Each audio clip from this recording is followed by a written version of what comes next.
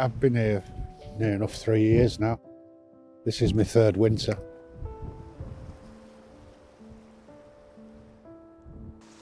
This is my place of residence at the moment.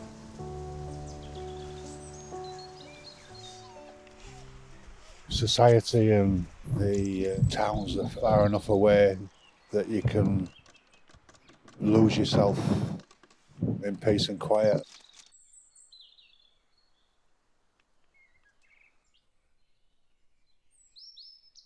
Unpolluted by noise, fumes, and people's aggression.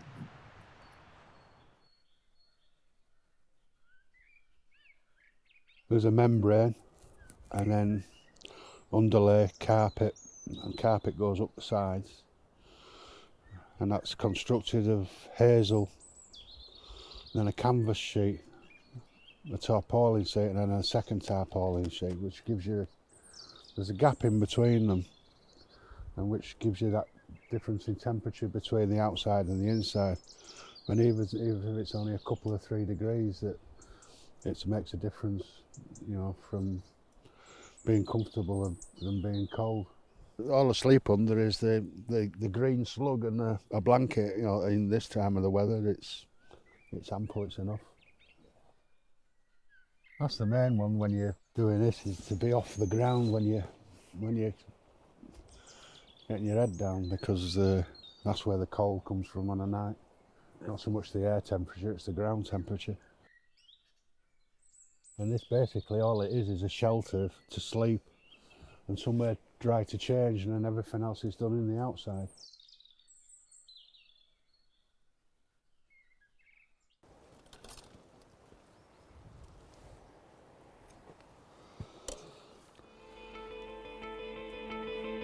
Living like this is second nature to me. It's what they taught me to do.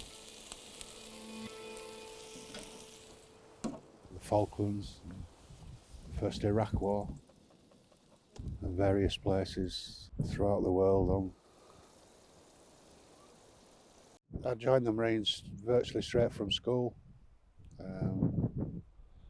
It was exhilarating, with the prize at the end of it, a green beret.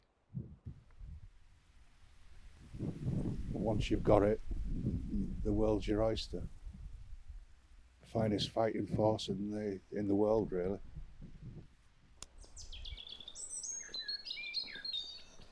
Rule number one, everything's got to be rat proof. Everything that's edible's got to be put away, apart from the bird feeder.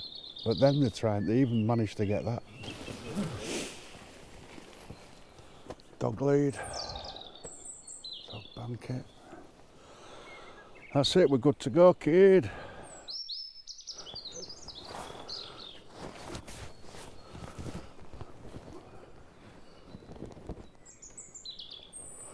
Make sure the sofa's clean, you know. Come on in, off we go. Get on, come on, stick.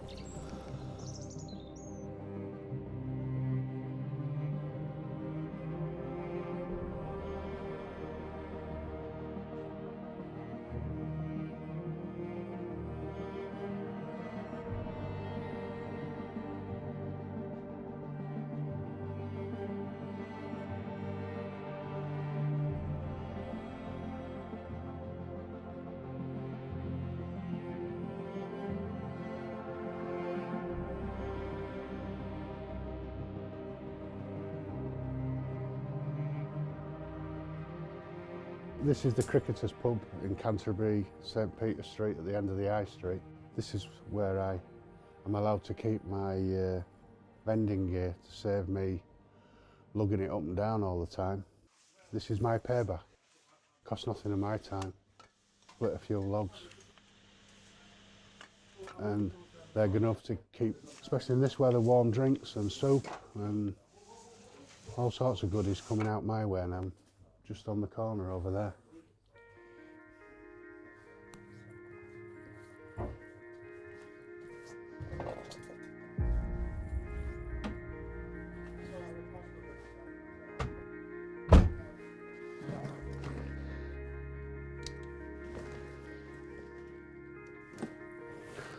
Says we're good to go, mate.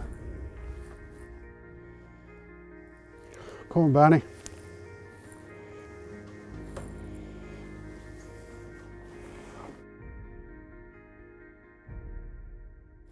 That's in a bit, Gary.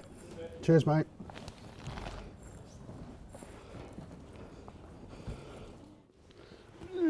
Well, I went to the biggest showers here and feeding myself from the sea and what's round here. Like I say, I had a bit of money to start off with. Going into town, you see, there was 2 vendors, and I got talking to the word with the fella who was distributing. It was Nigel. He offered me an opportunity to do it, which I took. That was near enough 18 months ago. And that's given me the opportunity to feed myself and the dog. Allows me to survive here. I don't collect any benefits, or I have nothing to do with the system in that way. I just survive off the issue. And thankfully it gives me I think what is a good quality of life. Welcome to the world of the big issue. Good boy. I normally do from 9 o'clock, 9:30 in the morning till 4 o'clock in the afternoon. It's not busy at the moment, but it seems to pick up dinner times. Saturday's a bit busier. Not everybody's in a rush down here. If you're oral and verbal and putting it on people, you tend to alienate them. Initially you might sell more issues, but at the end of the day, if you're here, going to be here for a period of time, I think it's a thing built up on trust, rather than wham bam, thank you, man. I don't want you to think I'm patronising you or anything. No, you're Do you right. want a coffee, black coffee or milk coffee? Can I have a coffee with white coffee, 1 sugar, please, love? Yep, okay. Thank you very much, love.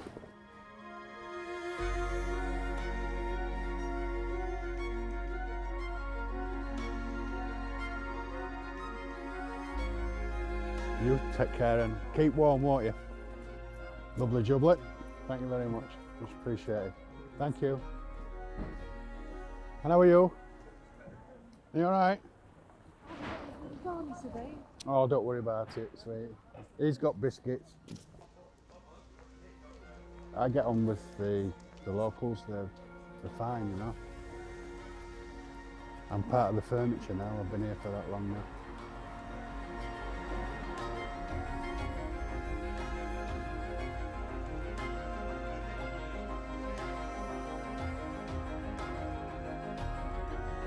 Come on then, mate, back to it, Warren.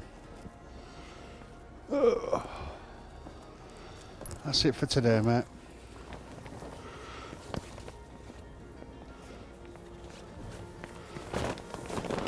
Come on. Come on then, mate. If I can make 70, 80 quid a week, I'm a millionaire, you know. I've always been drawn to the sea. Even when I was in the Marines, it's not far away from water. The sound of the sea, it's therapeutic, I find it. If I go inland and try and sort of like, you know, sleep on a night, I find it difficult. It's just that noise that's not there. It's comforting.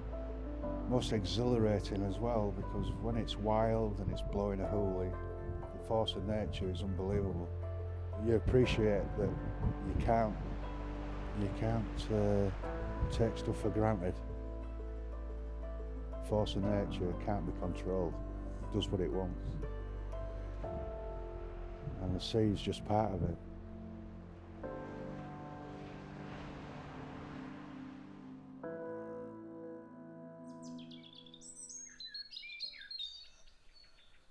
I did a number of years at Royal Marines. It was a good time in my life. The comradeship, and you're not really part of the outside world, really. You're told to do something and you do it. There isn't much trade for riflemen, and survival experts in Civilian Street, really, because they don't de-wire you, they just cut you loose. It's changed a lot now to what it was when I came out. There wasn't the support there that there is. There was the British Legion, the Royal Marine Association, but there was no the SAFA or Help the Heroes and stuff like it is now. I definitely had issues with converting back to what they call normal. They wanted you to jump on the hamster wheel and never be heard of again, like, but didn't work for me.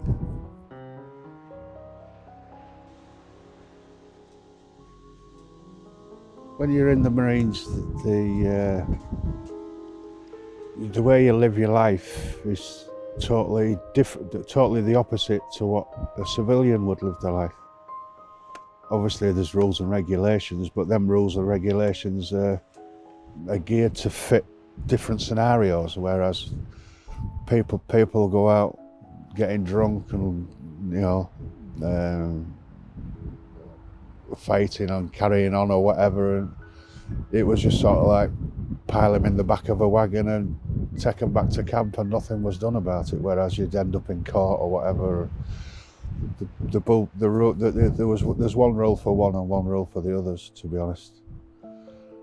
I found it hard. I carried on the same as if I was in the forces when I came into Civilian Street, and obviously you end up getting in trouble with the authorities, and you go to court and they say, well, you should know better, but you know, like I said, they didn't de-wire you, and they expect you to use common sense, whereas I just saw it as second nature.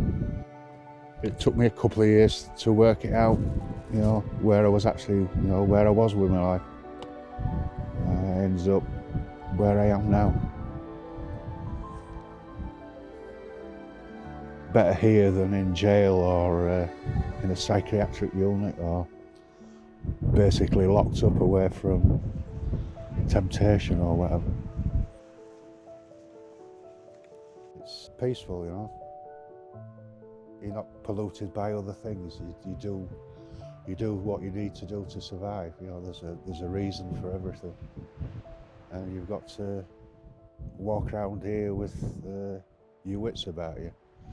It's not a place to be drunk or drugs involved, you know, because it can take your life, this place.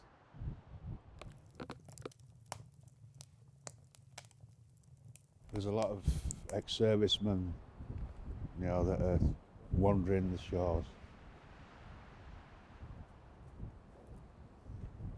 I found I was better off on my own, left to my own devices without having to be part of the system. So that's how I ended up, you know, here where I am now. Through choice, not through circumstance. It works for me. Can't see myself doing anything different.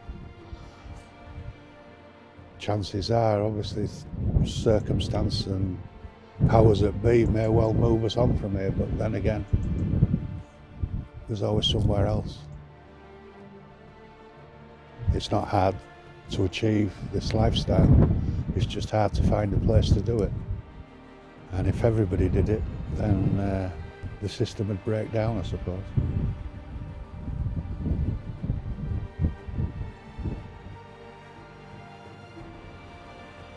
My name's Dave. This is my world.